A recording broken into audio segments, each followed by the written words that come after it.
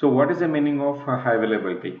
So example, so user is accessing Citrix URL from external and the request is connected to one of the Netscaler. So unfortunately the Netscaler is unhealthy and you're not able to forward the request to storefront server or might be web interface server. So obviously the backend server. So the request will not be established with the target services. So obviously all the connections will be dropped due to the unhealthy Netscaler connection. So for that reason, so for a single location, they will be configuring more than one Netscaler and all the Netscaler will be grouping together a single uh, node that is called as high availability. So now we will configure high availability. So Citrix ADC1 and ADC2. So first we need to log into first Netscaler server CTX ADC1 and then go to system availability nodes. So here we need to add a primary node and add a secondary node. Okay, so these are the things we are going to perform now. So let's go to the lab, click on nsroot and type nsroot.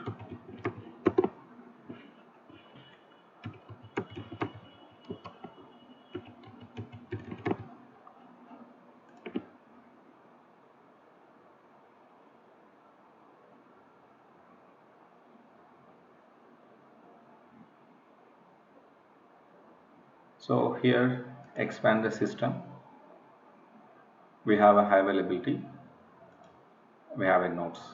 So by default we have a Netscaler 1, by default it is available. So I'll log into Netscaler 2 nsroot and nsroot.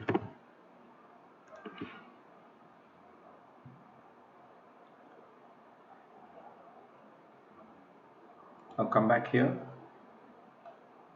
and so this is a Netscaler 1. So in the Netscaler 1 the same server will be looking and Netscaler 2 the respective servers will be looking on the availability, you will be showing on the nodes. You can check here. Okay, so this is a ADC2. Now I'm adding the ADC2 on ADC1. Now I'm adding ADC2 on ADC1. Click on add. What is the IP address? 192.168.10.100. Now here, so configure remote system participate high availability setup, turn off HA monitor interface channel that are down. So let's go to the document. So mostly they'll be configuring these two options. You don't worry at all. Now the remote server password. What is the password and username? nsroot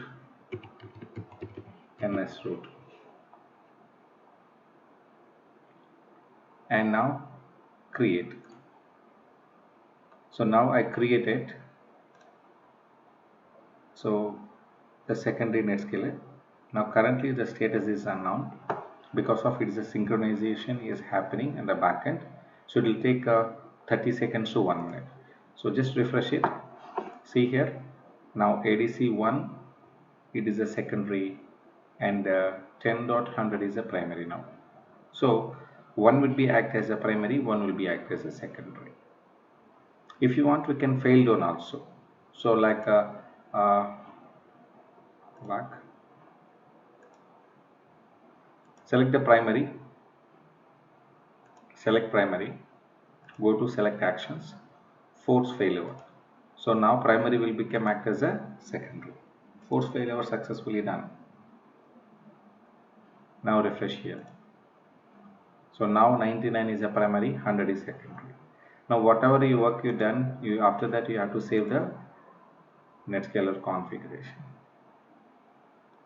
So now the availability configuration is done. Do you want to do the same configuration in Netscaler 2? Not required. Refresh here, it's automatically updated. So because of it is a working as a synchronization process backend, once you enable the HA between the two Netscaler, so if you're doing any activity on the primary Netscaler server, it's automatically updated the secondary Netscaler box. Any questions? Right. So very simple concept and how to enable availability configuration.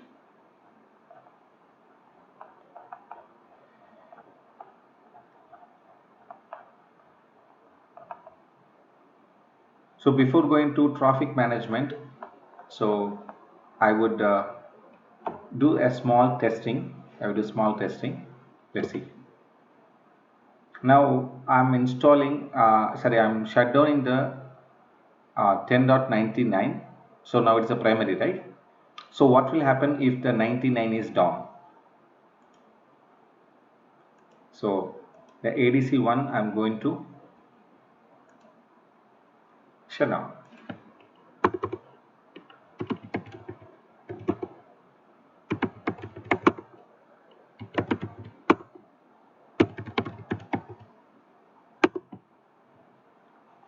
So now I power off the CTX ADC 1.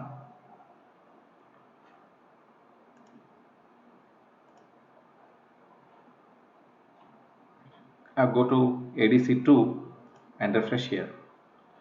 Now your CTX ADC 2 is now is a primary, and 99 is now it is not participating in the HA node because it is a shutdown. So this is a testing how the HA is working or not. Are you clear?